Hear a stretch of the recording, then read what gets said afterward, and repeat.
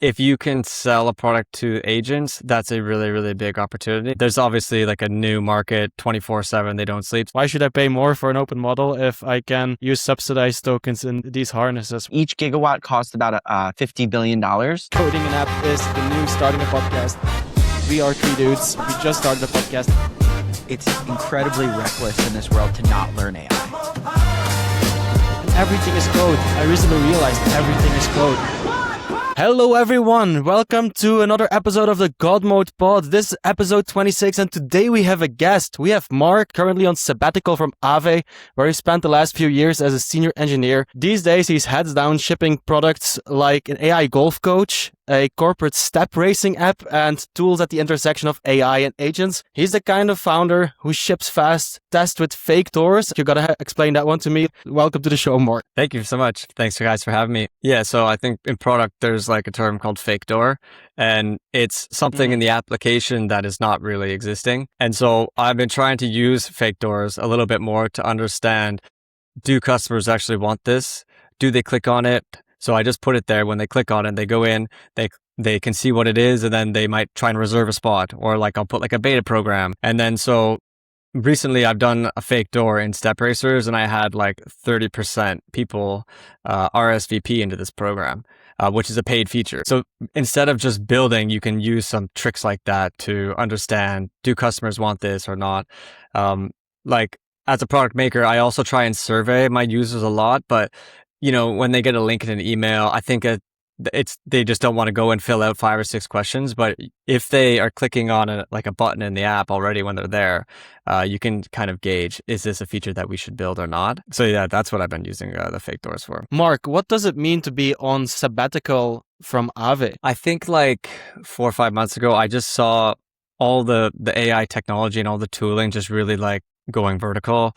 And I wanted to take some time just to really understand how this is all working. And I feel like the best way is really just to go all in on that. So I basically spent the last 3 or 4 months building multiple products using all the latest tools and LLMs and yeah, so that's basically, it's not really well, in the terms of sabbatical, it's not like I'm taking a break and traveling. It's like I'm just going deep in all this new tooling and technology. But if you want to, you can always knock back on the Aave door and say like, hey, let me back into the team, or how does that work? Because I've been tracking quite a lot of other crypto projects, and many of them have been closing shop, and many of my friends have been fired over the last few months in DeFi specifically. I have a friend here now as well, just got fired. So like, how does that work? I mean, I have a pretty good relationship with the founder, Stanny. We worked together over the last 5 years pretty closely, and yeah, I just told them like, I just need a little break and I want to, try some new things, and they were pretty understanding. So I'm sure they're still hiring. They are, I think, the largest DeFi protocol. So shout out to them. If people in crypto need a job, I think that they're always hiring. Mark, why don't you just give us a little background on the projects that you're working on, from the AI golf tool to the Step Racers? I know those are the 2 that you were kind of most focused on, at least last we spoke. Yeah, sure. So the Step Racers was kind of inspired from a friend of mine. He decided one day he wanted to get fit, change his life around, and every day at the end of the day, he was sending me a screenshot of his step count. And I was kind of looking around and for like an app that we can just like race. And I just couldn't find something that was really what I was looking for. So that I tried to build it. I actually first started trying to build it with Telegram. Reason being, I wanted to make it easy to like just crack the distribution problem, where like if everybody is already in a chat, like, or in a group chat, then you can just like sync your steps in this group chat or something like that. But it didn't work because you need to get access to the step data on your phone. So at some point, like way too deep in the process, I had to like kill that like Telegram chat idea, and I just was like, okay, I'm gonna like build mobile. Never ever built anything in mobile before, but with like Claude, which I was like really early in Claude. I think like I discovered it almost like a year ago, or maybe even longer, right when it came out, basically. And back then I was using Cursor. And then when I got into Claude, I was like, okay, this is like real powerful stuff here. But when Opus 4.5 came out, it was just like another wave of opportunity. So like I built this app for him. And while I've been building it, I've been, keeping an eye on the data and the database and things like that. And I noticed that there had been a lot of company emails in the user like table. And I was like, okay, that's interesting. And then when I was checking these company emails, I noticed that they had like been clustered together in certain races. So I was like, okay, so companies are actually using this more than like consumers. So I've kind of recently like done a little bit of a pivot where I've focused more on the B2B side of this now, where I'm trying to sell to companies step challenges for like their workforce, basically. So that's where it is now. It's kind of like a mix between a B2B and a B2C. And yeah, that's still growing and still going on. So my other product in mobile is a golf swing analyzer. I play a lot of golf and I'm trying to get better every day at golf. So I'm trying to, use anything I can to, just improve my game. And so I use it kind of like an AI coach. So instead of like going and spending like 60 euros every session to get like a pro coach, I was just like recording it with Claude, and then I built a small app around that, and it was giving me some feedback. And one thing I learned in that process there is if you're building in mobile or you're building a web as well, if you solve like one specific pain point for the customer, you might have like an opportunity to monetize there. And it felt like with the golf app, it's very clear problem. Like, okay, I'm trying to get better at golf. I have this swing problem. How do I, fix this? And so that was like kind of like a progression from where I was from like just building something to for my friend to like building something where there's like a very clear problem in an app. So yeah, those are the main two mobile apps that I'm working on. They're still growing, still going. And with these, I'm also trying to, because I'm trying to grow them, right? I built another tool called Open LLM Rank. And so that is trying to understand if you're getting cited in LLMs. And I built this open source, so anyone can go in and they can run this with their own keys. There's a CLI that's open source and people can see like, is my product showing up over like the competitors? And so I built that for myself to understand, okay, like, am I compared to my competitors in these niches showing up with certain prompts? Like, for example, if you do like best step walking app for senior citizens, for example, is step racers shown there? So this is like the other product that I'm working on as well. Nice. Yeah. And it's cool that you open sourced it. I was I had that realization. There was someone who made it, I'm blanking on his name, but he made a lot of noise like the last few weeks by like, can I vibe code it? Right. And he built that whole website around that. Yeah. And he kind of also maybe took more of this open source approach. Like to me, it's in the past, like people will make free tools for their product, but it's almost like, what about open sourcing products within your own personal brand, right? And you're kind of that's like a way for people to check out, mark your profiles, and then from there they might see step racers, and they might see your golf app as well, right? So it could be almost like a lead generation of like open sourcing a few free tools, and then having the other ones that are more paid and more commercial. So nice, Exactly. awesome. And so how do you split your go ahead, Rick. Yeah, what I like most is hearing how you use the user data and seeing these the clusters of emails of specific companies using the app, and then basically pivoting the positioning a little. And did you see much growth in like the app, in the onboarding and everything since you made that pivot? Like, did you see a change there? So I guess like it's in terms of growth, like it's hard. There's two sectors of the growth, right? Because it's kind of a consumer app and also a B2B app. So like it's a lot easier for me to sell the B2B product. And so that's kind of why the messaging on the website is all about like company stuff, like run a step challenge, because like one B2B customer is like the same as having 150 consumers go to pro, right? So they're both kind of growing, and they're both kind of growing at their own different speeds and things like that. But obviously the B2B is like a longer sales cycle. I need to, reach out to people. I need to get them into the funnel. But yeah, so it is growing on both those fronts. Nice, cool. And so then you're based in Lisbon. What's the startup community like, or the indie hacker community like in Lisbon? I'm curious, like, and how does it compare to Valencia? We were in Valencia. We had a pretty good group of people towards the end, like Hackalencia was called. Yeah, I'm curious to know how that's going, Mark. Yeah, actually, I need to get out more into like the Lisbon scene. Okay. I've been I have like 2 or 3 people that I kind of meet with like weekly, but it's not like the Hack Valencia one. The Hack Valencia one was cool because it was kind of all builders, and then they would do like a builder stand up, and then you kind of had to hit a goal by the end of the day, and then there would be a quick demo. It was actually a great format. I need to bring something similar to that to Lisbon, but I do think that there's a big community of solo founders in Lisbon, or at least like people who are freelancers or working online for sure. Yeah, no, totally. You could always go to Ericeira, say what up to Peter Levels if you wanted to. So he's not that far away. Ben, Yeah. you were at Cursor Cafe yesterday. How was that? I was, yeah. They gave me a bunch of stuff. They gave me like a big bag of coffee beans and some Whoa. stickers and a hat I should wear. I should go get their hat. Yeah, no, it was cool. I met with Ben Lang, who he's kind of the head of community at Cursor. And actually the night before I went to Claude Cafe, kind of funny, I was sitting next to this guy who worked for Cursor. I could tell because he had the badge. And I was like, oh, like, what are you doing on the team? He's like, I can't talk right now. Grok 4.6 literally just came out. Like, go on Twitter, you can see, but like, we're dealing with like a crisis right now or something. And he was on the billing side and he was like heads down, like really locked in, trying to like troubleshoot or triage whatever they were seeing in the logs that seemed off. So it really does seem like Grok and Cursor are fully embedded, right? That happened so quickly. I'm not surprised because this is one of Elon's, Elon is just the best at like just embedding and integrating things like so quickly. But I mean, these Cursor folks are already fully, launching Grok 4.6, right? And now Grokbot as well. At the Cursor Cafe, they had a whole tutorial on how to use Grokbot. I didn't go to that because it was later on in the day, but yeah, like they're already building that stuff with Cursor and Grok together.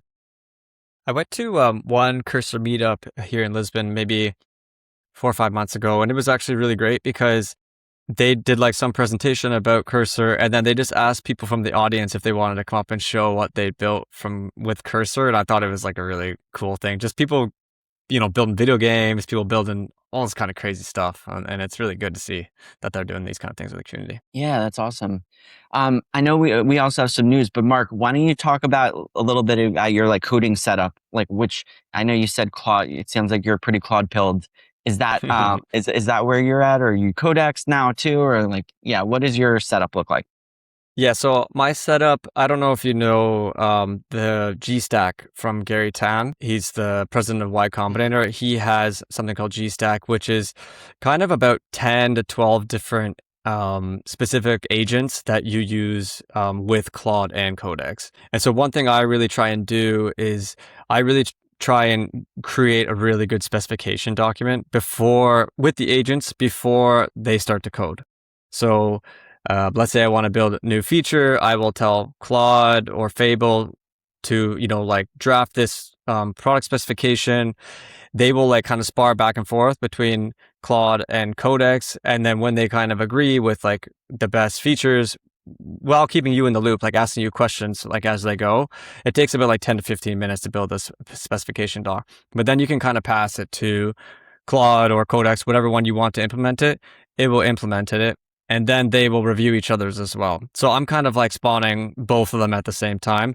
That's like mostly for like the development side of things. I love the approach of having the AI interview you. Like I'll throw my idea and then I tell it like, okay, now based on everything I said, can you now interview me for like just covering all the holes that I have, or things that have to be clarified before we actually start shipping? And I started working on a new product earlier this week, and Codex actually had 28 questions, and I had it interview me for 28 questions, and each question, like it asks question per question, and sometimes it digs even deeper if the question or the answer is not super clear. But what comes out of it is impressive. Like it literally knows everything, every direction, and even if like while building you divert a little of the original story, then it will say like, hey, here we mentioned this. How about like now it sounds like you actually want to do something else. So then you have that source of truth, which is great. And it's been helping me a lot too. Yeah. Another thing I try and do a lot is like with that product specification, I'll tell it to like prototype. So it will create HTML or also like Swift or whatever, like on the fly, and it'll run in the simulator. Then you can kind of look at it and kind of get feedback before it even implements.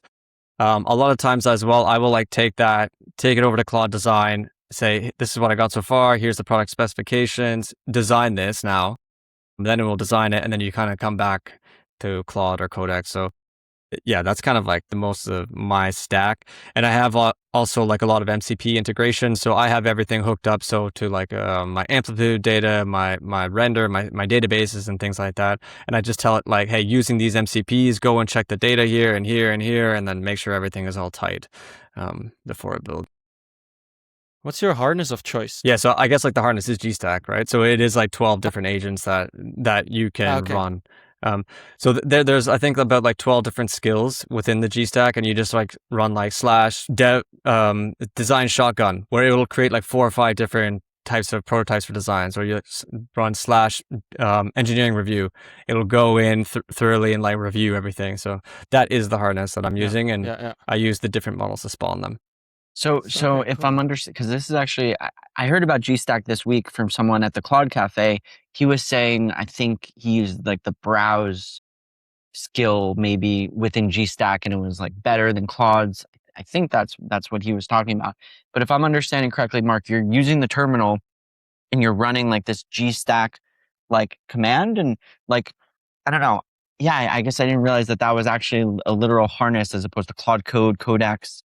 And or cursor. Like it is like a full on open code, like it's just gstack, right? Yeah, just gstack. Yeah. I use CMux, which is like a terminal thing that you can like manage the windows. But like, so when you have gstack installed, it gives you like 12 different skills, and then you just do like / plan eng review or plan CEO review and things like that. So they kind of, it's almost like Y Combinator is questioning you on the product decisions before you build as well. So that's what you were kind of looking for, Rik, I think. Yeah, I'd definitely check it out. It's an incredible stack for sure. I remember installing it, but never really using those skills within my Claude code. But I might need to go back to it. I like when I checked all my skills, I had a list of like 95 skills, of which maybe I used like 12 on a weekly basis. So then there's another one called /office hours, and it kind of, like if you're solo, it's nice to sometimes either talk with people like in person when you're working at a co-working space. But if you're working from home, sometimes I run the /office hours, and it like, ask questions. Am I implementing the right thing right now? Am I just like implementing it because I have like an idea? Should I do a bit more research? Like it's kind of good to spar with like someone else while you're building. Yeah, and it comes from the YC guy, so it is kind of like you say, as if someone from YC is interviewing you, which I think is great as a builder. And it's like the pushback that sometimes you need. Not always have the agents agreeing with every step or every decision you make, but have some critical thinking with you too. This is great. Shall we go into Grokbot? Oh, let's do it. We have a large Elon corner today. We just already talked about the Grokbot and the Cursor Cafe, but in the beginning of the week, or 2 days ago actually, Grokbot was introduced. By my understanding, similar to Buzz, what we explained 2 weeks ago, where you have different agents in a chat interface. It kind of looks like a Telegram with different agents, and it got amazing response on Twitter. I also think they had quite a large AI influencer campaign running, to be honest, because all the AI influencers that I'm following, they've been beta testing this, they were saying on their tweets. But it's interesting to see this coming out now, a few weeks after Buzz, but then in a better working form, in my opinion. And one thing that I wonder is, was this a Cursor original product, and is it now released as SpaceX AI? Because if I try to onboard onto the Grokbot, I actually went through a Cursor authentication loop, and that was another interesting thing. So is this a Cursor thing? And does this again show that Elon did an amazing acquisition buying Cursor with SpaceX AI? I wonder. But guys, have any of you tested Grokbot yet? Or what's your thoughts on these new bot interfaces? Ben, what do you think? I downloaded it and I was kind of a little bit put off with like the trial, activating of the trial. And I had just set up Buzz last week, right? So Rik, you and I are using Buzz a little bit to do some like outbound, like finding guests, stuff like that, right? And Buzz has been pretty good because it's like agnostic to one coding agent, right? So you can use Claude Code with Codex at the same time, and they can almost communicate with each other, which is awesome. No, so I mean, I've just kind of been seeing like this like public preview online, and I know Elon said there's some bugs and with it. So like I haven't seen anybody fully be wowed by it, but it's made a lot of chatter, right? And to me, like I still do think that getting back to the Telegram or Slack or wherever like you're chatting, like that is where a lot of the power comes from. And Buzz and Grokbot, as I mean, Buzz for sure, I believe Grokbot as well, you're still using their applications, right? And I don't know why Codex and Claude Code, all of these different companies are locking it down, making you use their application. Like if someone, I mean, I know, you know, you could use OpenClaw or Hermes, but if one of the big players said, hey, we're going to let you use Telegram and all that stuff, like that's where it gets really exciting to me. But maybe it's also a computer access thing. Like if it's the own application, then you have way more access on computer. While if you use Telegram, then you are bound with the Telegram, because it's kind of like what Mark said in the beginning with the step tracking, right? Trying to build the step tracking in Telegram kind of blocked him with doing so. Mark, I haven't tried it out. I know it just came out. I haven't tried it out, but I did also spend the last like week or two in Buzz, and I think that Buzz, or if it's like as similar to Grokbot, it's probably the future of work. For me, there was like two big unlocks. One, which was what Ben said, is that you have actual agents together, which are like chatting. Like I'm already doing that in the command line, but that's like more of like a friendly interface where you can be like at Claude, at Codex, at whatever, you know, you can shoot them off in parallel. And the other thing is for communities, right? So in this open source OpenLLM rank, I have someone who's been interested in doing some community work on the code base. And so I just sent him into my Buzz, and then, you know, we can have agents together there. We can work together there. That was the other like big unlock. And the third is, if you, for example, my wife, she's a product manager, I could invite her into like the workspace and potentially like run everything, so she could, you know, tell Codex to spin up a simulator so that she can start to prototype doing designs or these kind of things. So it's a really interesting new paradigm in working, I think. So yeah. And I mean, I guess to your point, Rik, about the Telegram having its limitations versus like on the computer, on the device, I think that there's a lot of applications out there, whether your GitHub repo is online, like who's to say everything can't have a cloud digital twin of it, right? And everything on your Mac could theoretically be on some sort of, like, if Telegram were able to access iCloud, then Telegram could access everything on your computer and it could run from wherever. So to me, it's like the unlock of being able to, whether you're on your Mac, you're on your phone, you know, out to lunch, and you're able to continue these workflows. Like I get really excited by that. And I guess there's some sort of limitations now with just like, you know, some of these files being on your computer. But yeah, it would be really cool to have like Claude Code be able to work just as well on your phone as it could on your computer without having your Mac open. And I run into a lot of issues with Claude Code, like the remote control. If I have like a chat window that's open for like a week or two, that remote control gets messed up after like a long period of time. I've seen that at least. It's just like the reliability is not there yet.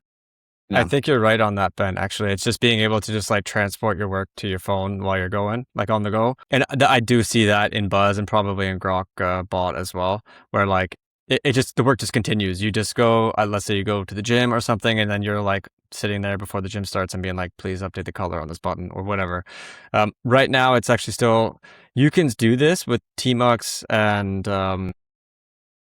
having a VPS, which is what I do, but it's definitely more complicated. And then you're also having issues with sessions and things like that, where it closes, but then you lose the session and stuff like that. So it's still not perfect. So I think that these tools will help that problem for sure. Yeah, I saw how Levels said that he does all of his workflows like on the cloud, right? And I tried that workflow a little bit with tmux and Tailscale and all of that, but I don't know, on my phone, I'm using this terminal. It just felt really clunky, right? The only thing I think about the terminal, which I pinged the tmux team or is it Termius team, is that you need to have voice there. If you don't have like a transcription to voice, it's terrible. Like having to type like if I have voice and I can say like, hey, go and do this now, it would be better. But then I guess like I think that ChatGPT's voice has recently been really, really good, and maybe they'll have some cloud stuff there as well. So Well, yeah. The future of work. Well, SpaceX AI will stay in the Elon corner, but SpaceX AI also announced Grok 4.6 the day after the Grokbot came out. And if we look at this, Grok 4.6 made quite a large jump, going from 4.5 to 4.6, where 4.5 scored 56 in the Artificial Analysis Intelligence Index. 4.6 now scored 61, which is right behind Claude Opus 5 and Claude Fable and GPT 5.6. So Elon caught up in just a few years' time and is now part of the frontier. But then what we see him tweet is Grok 4.6 is obviously the number one when considering intelligence, speed, and cost. And it costs significantly less to run it for similar tasks. I've been saying for the past few weeks that I've been unhappy with Claude models and that I'm very happy using Cursor and the models in Cursor, especially since Grok has been very subsidized in there. What are you using now, Mark? What's your favorite model, and would you be willing to change to Grok 4.6 yet? I haven't actually tried Grok 4.6. I would be willing to change it, but right now I feel like I have a bit of attachment to Fable, at least for creating the specs. So like I said, I think the important thing is really getting a really defined specification. And once you have that, a lot of the models can implement, even the older models can implement what you need, as long as that's really well defined. So I'm open to changing as long as I still need that Fable to, at least right now, to write the docs.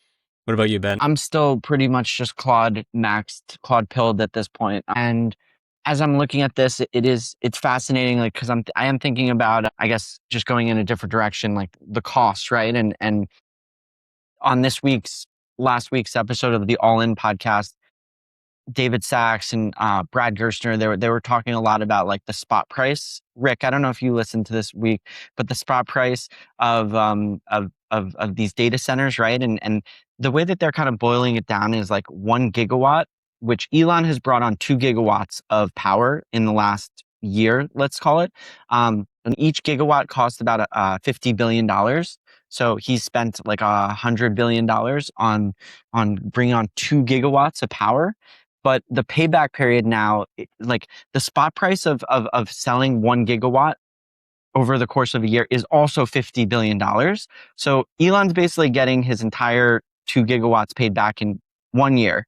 Whereas initially, or this time last year, people were forecasting that would be 4 years of payback. And now they're doing it in 1 year. And kind of now relating that, just looking at that pricing chart that you had up there, Rik, of Grok versus Claude.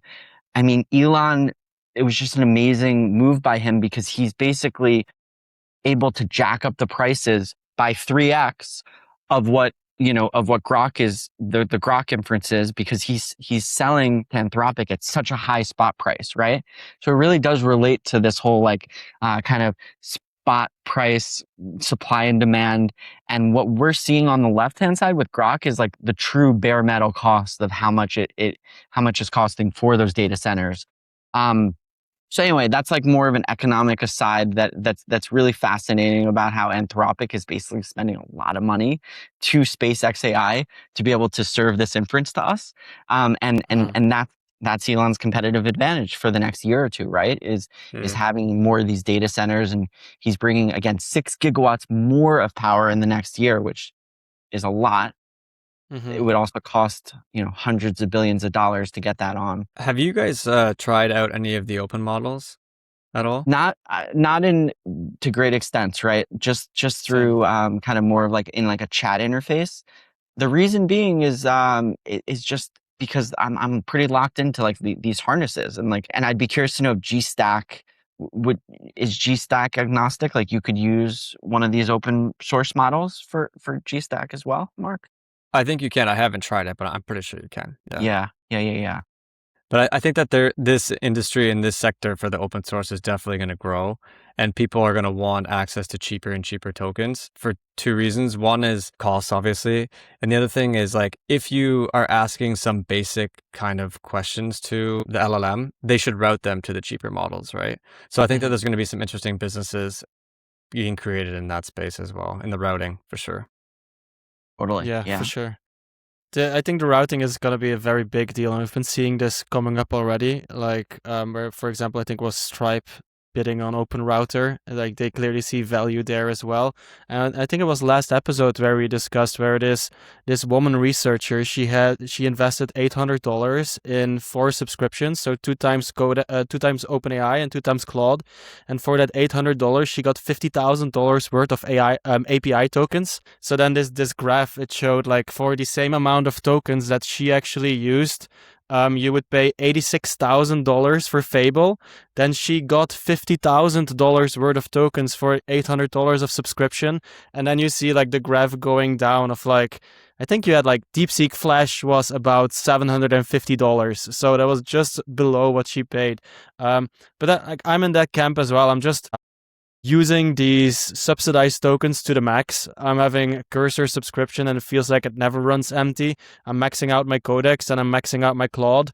And at that point, I don't really need one of those open models anymore, because why should I pay more for an open model if I can use subsidized tokens in these harnesses? Well, we don't know when it's going to change, but for now, I'm highly milking that.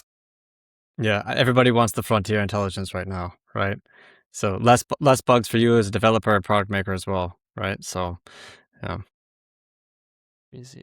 Yeah, so Ben, your point on Anthropic spending a lot of money on the compute and I'm paying Elon for that. I saw that Anthropic made a deal with Riot platforms, which used to be a Bitcoin miner, and now I think they're shifting compute to providing compute to AI, like AI for Anthropic, or their data center capacity for Anthropic. So this is quite interesting to me. You see Bitcoin miners turning their compute capacity into AI and seeing more opportunity there or more value creation than mining Bitcoin. Well, any thoughts on this?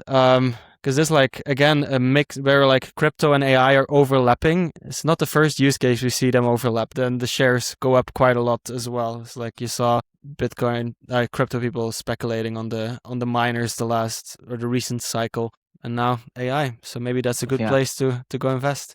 Mark, any thoughts on this one? Yeah, there was another company I made an investment in last year called Iren, IREN. Yeah. And they were the same. They had like a bunch of Bitcoin miners and data centers, and I think that they pivoted a lot of their compute to training and data centers and to AI, and they also went up like a rocket ship. So it makes sense, right? Like, you know, if that's where there's money to be made and they have the compute and the CPUs, then I would also go into AI as well. It depends on which one's making more. Right now, obviously, with the price of Bitcoin, it's, you know, a bit suppressed. Indeed. Ben, you've been saying a lot about that internet theory, right? And this is actually coming into play right now. I feel like the bots actually overtook human traffic. Is this that internet theory into play, or is this just a normal way of AI moving and taking over? I mean, well, so this tweet is also from like over 2 months ago at this point. I think we touched on this a little bit, but I mean, even with my products, I use something called DataFast, and Mark Liu, that's like his Google Analytics product. And he added support for like being able to see agentic traffic, and the amount of folks, different labs that are looking at my website on a daily basis, weekly basis has almost outstripped the humans as well, right? So, so whether or not they're doing that to index or the training, like even if you zoom in right there, Rik, zoom in on that one screenshot that you have, you can see training is pretty much more than the indexing, right? So think of it that way, that like, wow, all of the training that's coming from even labs like Amazon, right? When I looked, it was weird. When Amazon is the biggest training crawl bot, at least on my products. And I was surprised to see that. I think it'd be like OpenAI or Anthropic and all of that stuff. Now, whether or not Amazon is AWS and people are obfuscating, like they're training by going through AWS, that's probably what's going on there. Mm-hmm.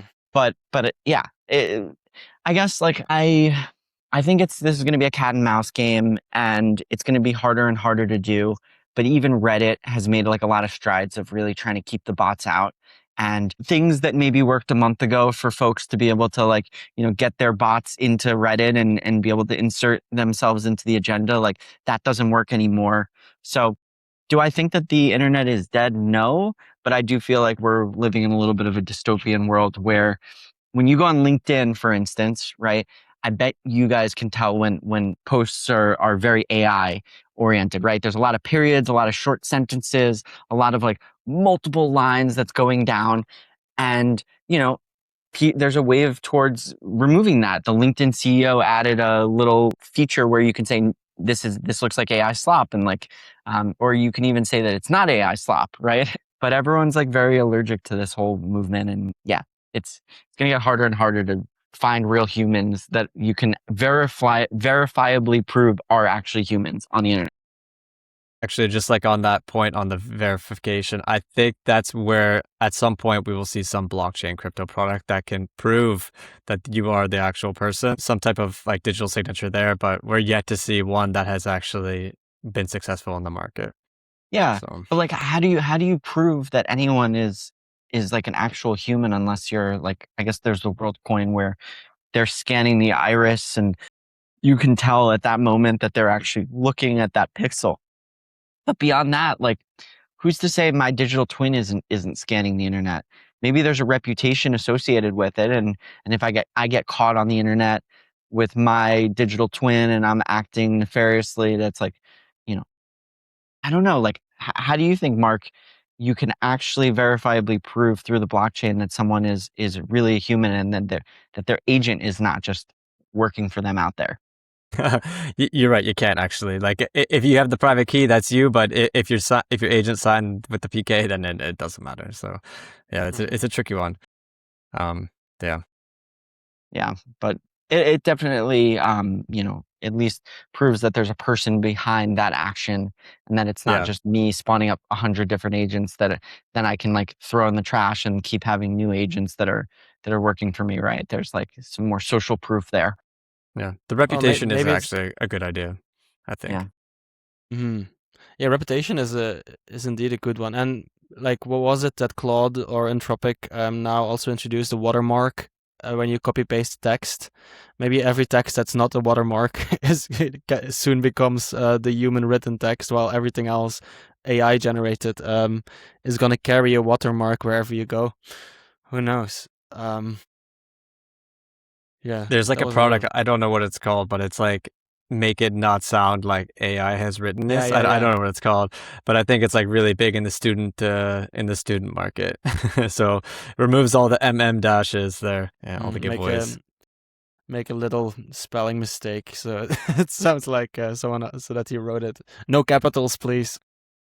Yeah, I saw an advertisement on like a big billboard in Williamsburg in Brooklyn, and it had all these typos, and it was like very intentionally, trying to show that it wasn't AI, and like it even brought me to like a link, like what is this typo, and kind of explaining how, I don't know, typos are the only way to really know that someone is a human, right? Mm-hmm. Yeah. Well, Mark, I saw you engaging with this tweet from Greg Eisenberg, one of the inspirations of many vibe coders and product builders, where he shared a long list of the biggest opportunities right now. And I think one of these deep down on the list was about humans in real life, which is related to your app, what you're building. But wanted to maybe ask you, what do you think are currently the biggest opportunities for someone who wants to build something in AI? Or with AI? I think that like if you can sell a product to agents, that's a really, really big opportunity. And I think that's kind of what he is hinting here is like a lot of these products are specifically for agents. There's obviously like a new market 24/7, they don't sleep. So if you can kind of think about what kind of business, or like what does an agent really need, that's something that you could potentially sell to like as a business. And obviously one of the really good ideas there is around data.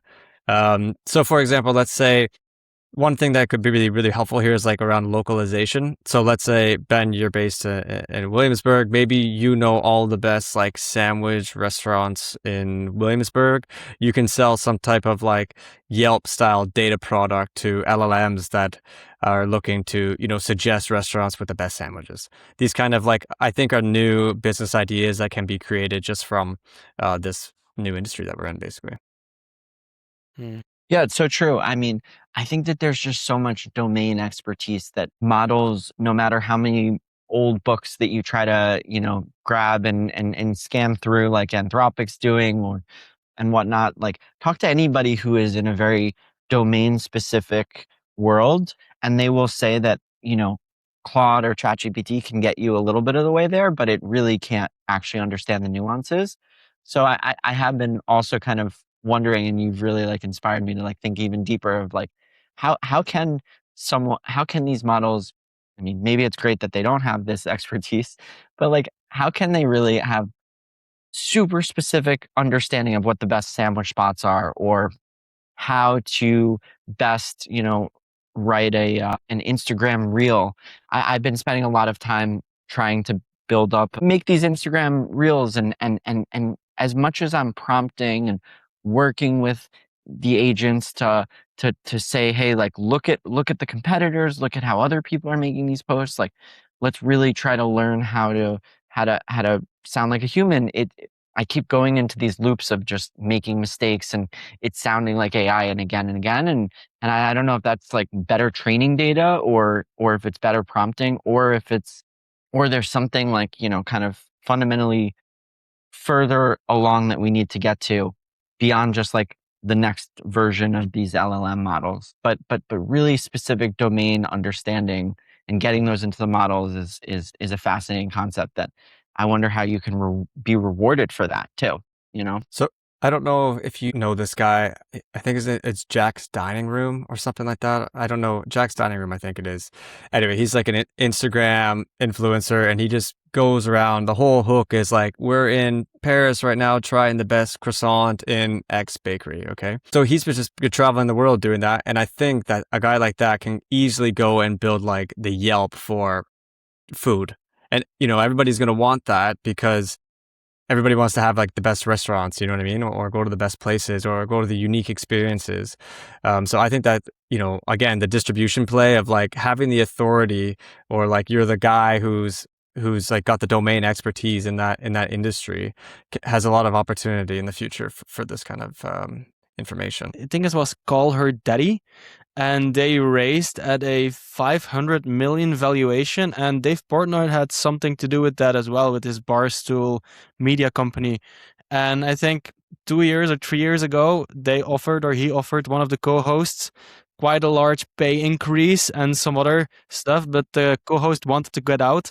And then the one lady that stayed as host, she now raised at a 500 million valuation, made so much money, and the other girl just left. And I was again surprised that Dave Portnoy was involved with that. Like when was this, Ben, that we talked about this, or what was this with you? Yeah. Well, no, I mean, I remember the story, like Alex Cooper, she's the Call Her Daddy girl. And yeah, she was with Barstool initially. And I think Dave Portnoy like discovered her even at a party. I think he like met her and he's like, you need your own podcast. You are that special. And he brought her on and then eventually, there was a falling out between the two Call Her Daddy girls. I think Alex Cooper was the one that kind of stayed on. But then there was something with the boyfriend, and the boyfriend convinced her to go to like Spotify, go somewhere else. Mm-hmm. And then she took this like massive deal with someone else. So I don't know if there's like even more recent news. Maybe it sounds like she got a bigger contract this time around. But Portnoy, I don't know. He was a little butthurt. I think that he discovered her. He brought her up from nothing, and then now she's kind of so much bigger. But yeah, this was a tweet I saw. An absolute brutal outcome for Sophia Franklin, the original co-host of Call Her Daddy in 2020. Dave Portnoy offered Sophia and Alex Cooper major raises plus eventual ownership of the Call Her Daddy into IP. Portnoy and Cooper described the offer as a no-brainer deal of a lifetime, especially because of the IP thing. Sophia declined, Alex stayed the remaining time and walked away with control of Caller Daddy.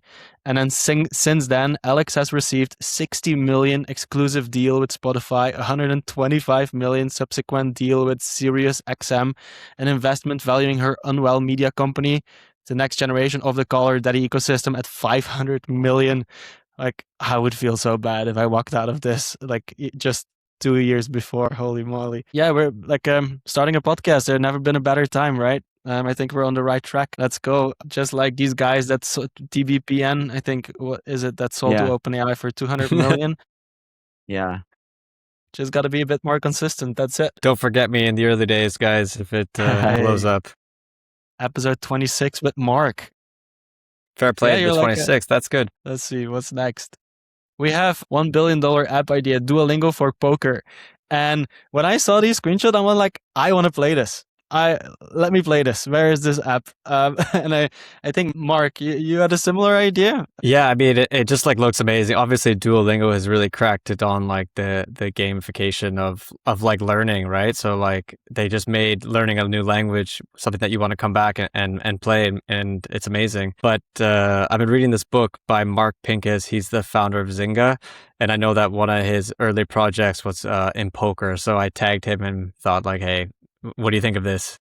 So yeah, I think it looks amazing. It looks like something that it just like what you want to play. You know what I mean? Exactly. So that's what I felt as well. Like I want to, like, if I want to get better in poker, this is the way that I want to learn it. And it's kind of like chess. Like the Duolingo for chess would be cool too, to be honest. In this type of screens.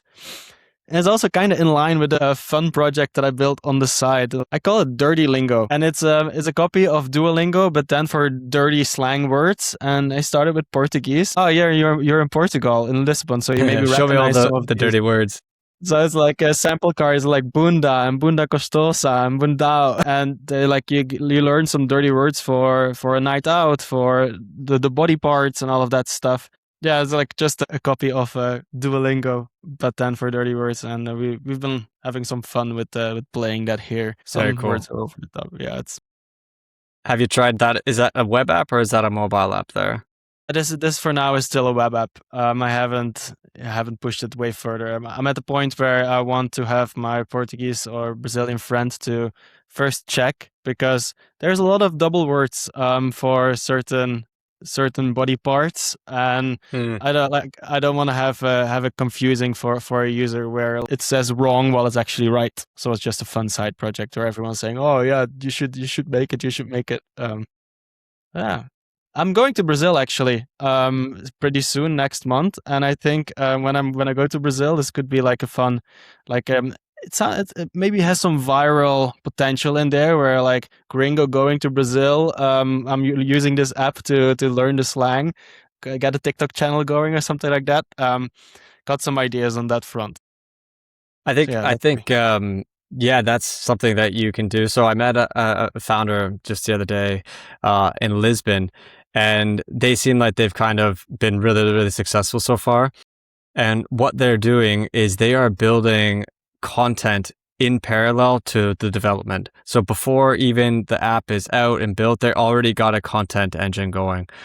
So I think, yeah, if you're going to go into consumer mobile, you really got to get on this content UGC game. It's the only way. It feels like to win right now in that market is just distribution. But if you have that funny viral, hook in there, I think that people can get on board with this really easily. Mm-hmm. Yeah, let's hope. One thing I was going to try, even for my golf, I haven't tried it yet, but it's something I want to try, is like roast my golf swing. So like it's like this series where someone will upload their golf swing, and then you just have like a specific mode on the AI just to tell them how terrible it is. I think that also could have some like viral loops. So something similar to what you're doing, actually, Rik. Yeah, like a bit of rage bait. Rage bait always works. I'm just not sure how easy it is to trigger golfers. I've never been on the golf side of Instagram, for example, but my second most viewed Instagram reel was a pure rage bait of fighters. So this was me boxing with a super bad technique, but then I wrote as a caption, imagine someone touches your girl and all you can do is lift weights. And then I'm like, with my very bad technique, and literally all the fighters got triggered, and the comment section was 3,000 comments of fighters like just hating on my technique. Like, this is just a joke, but it worked, right? So yeah, golf rage bait might be a direction to take. Did you guys see this story where a guy wanted to go to the gym, but the calendar was full, and he asked his OpenClaw, and then OpenClaw went in and hacked the system of the gym and then started canceling the other people that were scheduled so that the man could go to the gym. This was I think one of the recent very viral OpenClaw stories, but this comes down again to, if you give an AI a goal, they get so good at things that they actually achieve the goal no matter what. What's your thoughts here, Ben? Yeah. Well, this does remind me of Rik. Remember when we had your buddy Matt on the pod, and Matt was talking about this goal concept, which had just come out. And if we gave like Claude the goal of like to lower your churn to 0, it's like, oh, we'll cancel all your subscriptions, and then you'll have 0% churn, right? I do wonder whether or not this is real, right? Because I've seen the opposite experience, where as these models are getting more powerful, the amount of pushback that I get from suggesting certain things, most of these things being not even, that crazy, like certainly not hacking into systems and all of that, but it'll push back on all of that. So yeah, it's a crazy concept. And it's like, this also does remind me of how Elon, before anyone was talking about AI, Elon was a doomsdayer when it came to this. And he said, he could see a world where you tell the AI to maximize, your portfolio. And it's like, great, we'll buy a bunch of defense stocks, then we'll launch a nuclear bomb. And then all of the defense stocks will go up because everyone's trying to protect their, their countries. Do you have any OpenClaw or like any of these like Hermes, Mark? You use any of them? Yes, I am using Hermes. So I'm using it mostly for my business operations. I have it monitoring one email inbox. It records all of the invoices that come into that inbox, and then it will insert everything that's an invoice into a Google Sheet that I can pass to my accountant. So my accountant just like gets everything, all of the invoices and all of like the income from the company, all into like these Google Sheets that are completely automated from Hermes. And I also am managing it for customer support. So when there's a customer support request, it will pick it up, it will go and investigate the code base, and it will check, is this an actual like an issue or not? And then it'll kind of give me a report. So yeah, those are the main two things that I'm using it for, I would say right now. Are you guys using any? Not me currently. I on my list to like kind of ramp that back up. I invested like 2 to 3 weeks in OpenClaw, like went really hard on that before the API or the subscription got like pulled away from us. So yeah, for me, I'm like, Claude Code is able to do most of that stuff with scheduled tasks while I'm present. And, I leave my computer on overnight, like it's plugged in. So it's able to do these things, but for sure, like the Telegram messaging, like that's what I miss, right? And these ideas that I have when I'm on the subway or when I'm out to lunch and all, I would like to like be able to continue my working in those moments, especially. But Claude Code, I think, can do most of this stuff. Like, it analyzes my inboxes every, let's say, 15 minutes or hour. I don't know how long I have it to like schedule to run. And it does those kind of monitoring and responding for me as well. So Claude Code can do that too. Yeah. I guess like it's just like that's part of the hardest, whatever you use it for, right? Like in your own stack. I would say like Hermes is quite like good in my opinion so far. I was also on the OpenClaw, and then I think I just switched because of that same reason. But yeah. And what model are you using to power Hermes then? I'm using Codex for that. Yeah, right. Gotcha. So and then cheaper. How much does it cost? Like the server and the Hermes, all of that stuff per month? €7 a month, I think. Yeah, wow. So That's it's cheap. pretty cheap. And then you That's can just also put Claude there that's as just well, right? that's just So running on the VPS, right? Or where are you running that Hermes? Hermes is running on the VPS, and I Yeah. have Claude Code and Codex installed there as well. Mhm. So then if you need like more automation, you can put it there. I was also considering like just doing my development in the virtual server. Like, so you just SSH and do it, and then you're not like burning your battery. I don't know how hot your laptop gets, but mine is like always like cooking here. It could be a good way as well, so you're not like just like, killing your laptop over and over running these models. But Mhm. I need to bump it up if I want to do that because Claude is just eating all the memory. So Yeah. I've been feeling that. I've been underusing Hermes as well. I just have it in my Telegram. Like if it's my bookmark agent when I find a Twitter thread or I find something interesting or a podcast that I want to add to my to read or to listen list.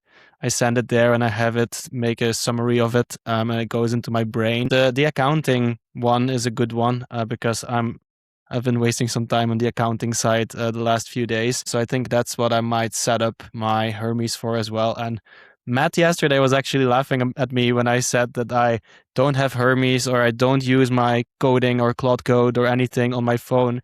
He's like, "Well, what are you doing?" I'm like, I actually enjoy it to open my laptop and open cursor and say, "Hey, agent, what's on the schedule today? Check my linear board. What did we do last week? And what's on the schedule today and this week," and to not have it to use on my phone. Like I actually enjoy it to not be on my phone and constantly thinking about small changes, because if I make an update via Telegram on something I'm working on, like kind of have to see it on the laptop anyway if there's like changes to UI, UX or whatever. Like I don't like reading files either on my phone, but maybe that's just me. yeah, the same basically. It's only for like emergency situations where you're like go and investigate this, and then you're like going home to like check the computer, make the changes there, making sure your stuff is online or whatever. So, Yeah. but yeah. Well, I think we talked enough about apps and building. There's one more topic that I would love to close on, and it is in real life gatherings. Because Mark, you've been organizing padel things in Lisbon. That's what Grok told me. You met Ben on padel as well. Is there like anything else in real life, like bringing people together that you're interested in that you do? Example, me and Ben and Luca, we organized a gathering for AI entrepreneurs in Malta a while back, and we're thinking about like getting more into like these things of bringing people together in real life. And you sound like you're someone that's into that as well. Anything on the calendar, on the schedule coming up? Not specifically, but I definitely am bullish on in-person events or retreats and things like that, especially with like-minded people. So I want to host more like founder paddle events or just, yeah, go to these places where people are building and creating amazing things because, yeah, you can't really replace the human connection with an AI bot, in my opinion, at least right now. So, Yeah, yeah. 100%. What about you guys? Well, Ben, you first. For me, just being in New York, I'm trying to take advantage of like all the meetups and kind of the communities and just trying to increase the surface area of like who you come in contact with and all. No, but I mean, I think I've talked a little bit on the podcast, and I'm trying to lean more into this like physical world of like how can you harness the power of Claude Code, Codex, these coding agents to be able to use like sensors, whether it's like a Raspberry Pi with other sensors that you can kind of add onto the Raspberry Pi and building stuff that way. So like even with, your golf swing analyzer, Mark, like that whole concept, like I could see there being a physical add-on to it. And I'm I know this isn't just in real life community based, although it could be, but there's just such an untapped market there. And I think that's one of the biggest waves. I saw it was on Greg Eisenberg's list as well of kind of this physical marriage with AI coding agents, essentially. And I think that is probably the smartest thing that you could be doing right now. But because right now, I feel like we've at least spent the last year or whatever getting really good at like building an agentic harness. That's like the next step, right? Is like learning hardware, because now, because software has become so easy, I think hardware is going to catch up as well. Like I heard some idea the other day where like some guy was thinking about putting like a Raspberry Pi in a children's, like in a stuffed bear for his kid, that he could like teach him like a language or something like that. So like these kind of ideas are so cool that you can now, learn and build and do. It's definitely something that I'd like to also explore. I don't know, Ben, if you've been like building anything with these Raspberry Pis, or if you're just exploring the waters. Yeah, no, it's like really early on my list of like, okay, let me order one. Let me figure out the sensors. So I'm just kind of tinkering, but I think I just need to take the plunge and just order this stuff, and then start like, kind of figuring out the idea after, right? I'm kind of more, let me figure out the idea and then figure out which parts to kind of include, because my initial research, there was like Raspberry 2, but that one is for like certain sensors versus like I think they're up to maybe Raspberry Pi 5. And this one would be more of just like the computing aspect of it. So yeah, I think just getting started, I should probably just do that. But yeah, I'm glad we're aligned. And I think a lot of folks are kind of realizing that you can build some really cool things that are way cheaper also than perhaps what like legacy industries are buying for it. So I would wager to say that if you talk to a plumber or an electrician, they're probably paying for some part or some sensor or something hundreds of dollars. Whereas if you again, take an Elon test, Elon goes down to the bare metal of like, how much does each of these materials cost if you were to put them all together? And it would be like cents on the dollar, right? And so kind of finding that it's just identifying them and having that domain understanding of what they're using would be helpful. There's like, sorry, go ahead, Rik. No, you go ahead. There is one thing that I'm interested in is like, like trackables, like health, like Apple and like Whoop and these other things. I don't know if you guys are using any help. Yeah, so I have one of these as well. I think it would be cool to kind of understand how those work, like at a lower level, like closer to the metal. Because what I'm interested in is like a health product that does more detection. So instead of like, traditionally in healthcare, you kind of get sick and then you go to the hospital, but like by that point, it's like already way too late. I'd like to like see some more apps or technologies that come out that are more like preventative, being like, hey, we've seen a spike in your resting heart rate over the last 2 weeks. You should maybe go see a doctor. I think that these are also really interesting products that can be built now that software is way easier to build and the hardware costs are really cheap and easy to manufacture. I love this direction where this talk is going, and it gave me some ideas for a next guest, which I actually reached out to last week. He's building something in that space where you can connect all the data of the different devices into one, get into a dashboard. And I'm also running towards the end of my subscription, so I have to decide, do I want to continue my Whoop or do I go for maybe something else? And I've been seeing on Twitter like these open source solutions where you could actually link an open source data tracker or whatever onto your Whoop device. Not sure how far they came now, but yeah, it's an interesting area, like the hardware connecting with the software and then the data generation, just as well as your Raspberry Pi story, Ben. I think Daniel, I'm gonna reach out to him. I think he would be a great guest to continue building on these topics. Well, yeah. And from my side, for the real world things, I'm heading to Brazil in September, and I'm actually been thinking to organize some kind of pop-up co-living with some people, or so like just to surround myself with some interesting people. Brazil is a nice country. Get a 5-6 bedroom villa and go all live together there. This probably I'm looking at the month of November. And in October, I'm looking to potentially join Island DAO again, which is a 1 month long co-living or co-working actually in a villa by Solana. I was there 2 years ago. It was really cool, met a lot of cool builders, and they're doing the same in Florianopolis, which correlates with me being around there. So I think I will be visiting them. And also, correlates with my roadmap of our next product that we're building, which is combining a bit of crypto as well as indie hackers and creators. So yeah, I think that's where I'm gonna be mixing and matching and mingling and networking myself. Awesome. If any of you want to join Brazil, let me know. Don't tempt me, man. Don't tempt me. Will is potentially coming too. I've been working on Fridays from the Solana owns a building in Manhattan called the Solana Skyline or something, and I've been working from there on Fridays, which is kind of cool. Beautiful building, and they just let anyone work there. The rooftop, huh?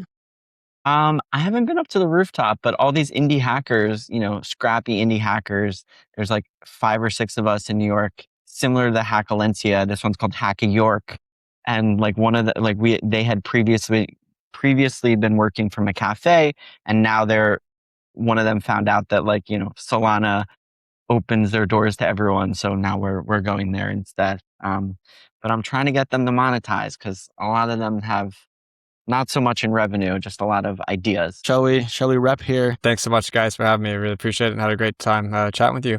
Yeah. Sweet. Yeah, thanks for joining. I really enjoyed this episode. Thank you very much for listening too, and we'll see you guys next week. Bye. Bye-bye. Coding an App is the new starting a podcast. We are 3 dudes. We just started a podcast. It's incredibly reckless in this world to not learn AI.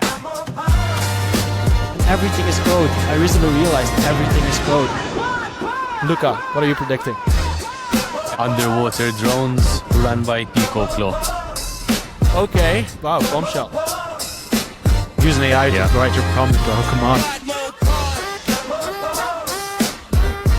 I am the greatest moderator in the world, and we see you guys next week. Love you, besties.